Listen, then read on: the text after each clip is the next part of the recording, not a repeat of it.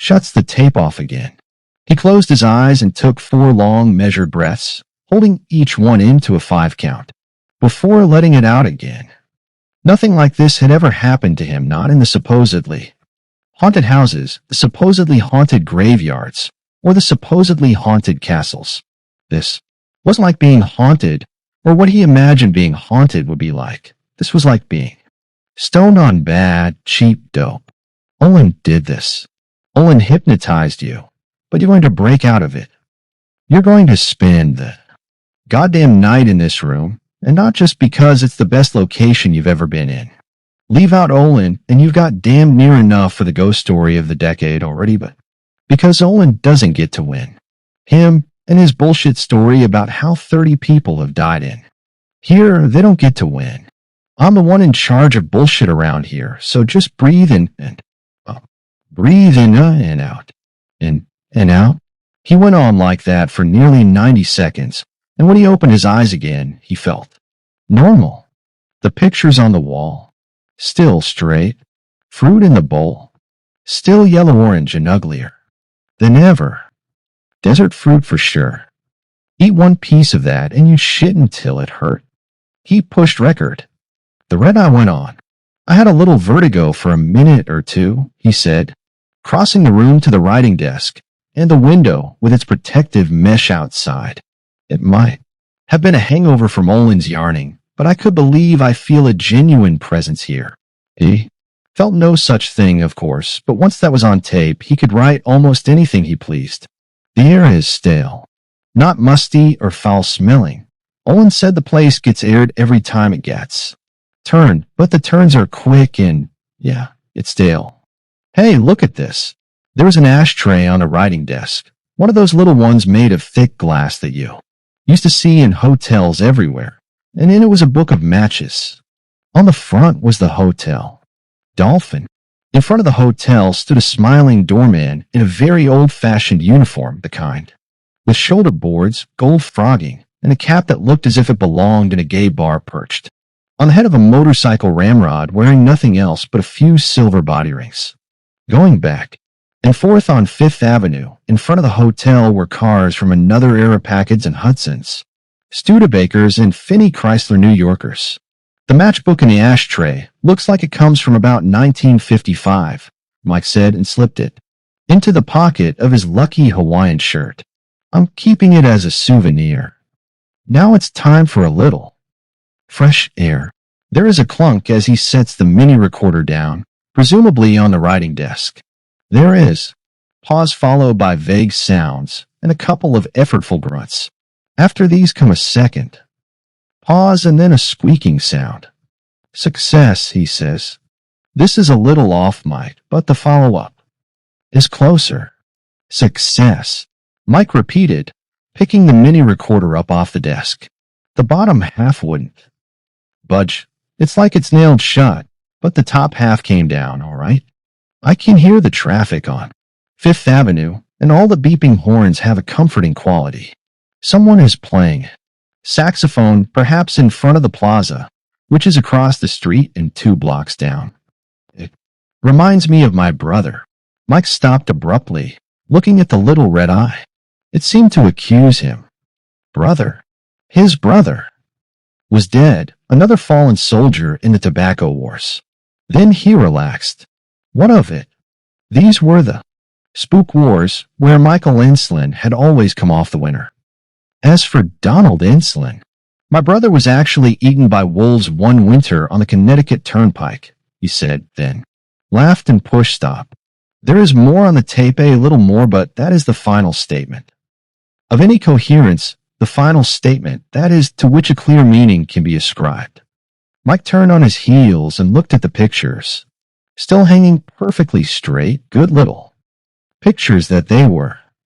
That's still life. Though what an ugly fucking thing that was.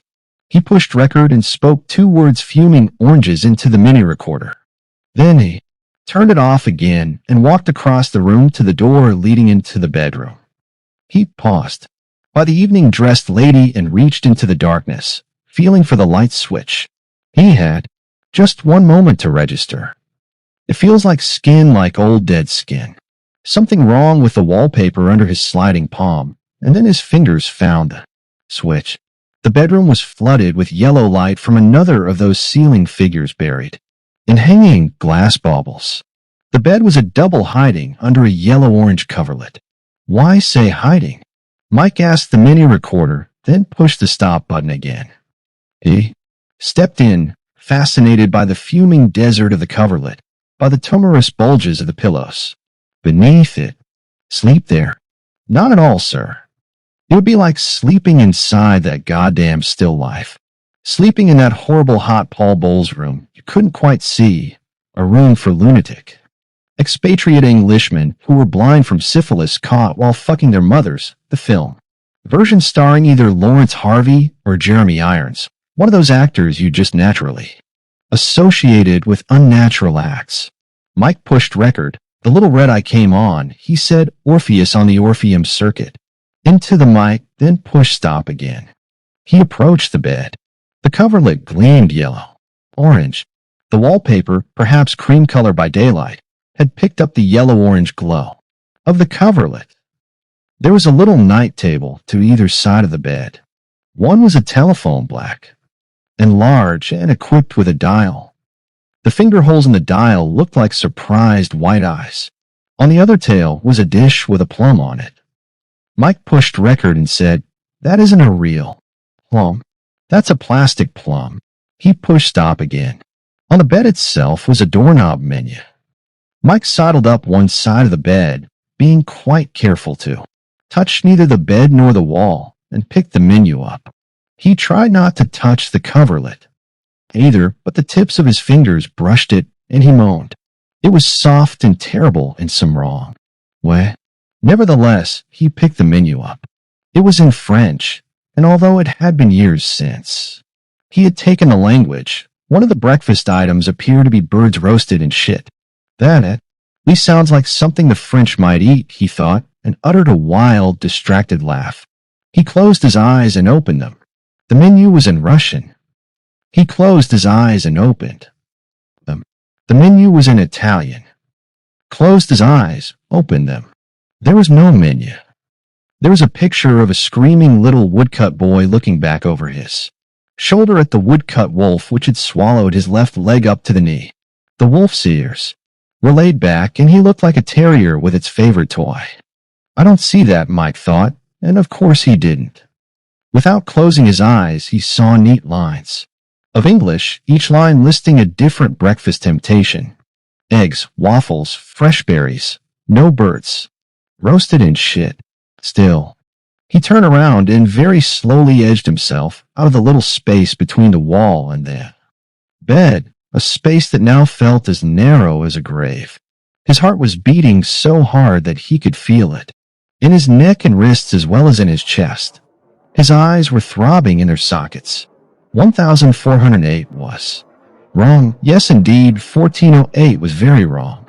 Olin had said something about poison gas, and that was what Mike felt like, someone who has been gassed or forced to smoke strong hashish laced with insect poison.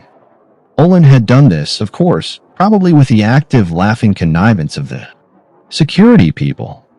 Pumped his special poison gas up through the vents, just because he could see no vents didn't mean the vents weren't there. Mike looked around the bedroom with wide, frightened eyes. There was no plum on the end table. To the left of the bed, no plate either. The table was bare. He turned, started for the door leading back to the sitting room, and stopped. There was a picture on the wall.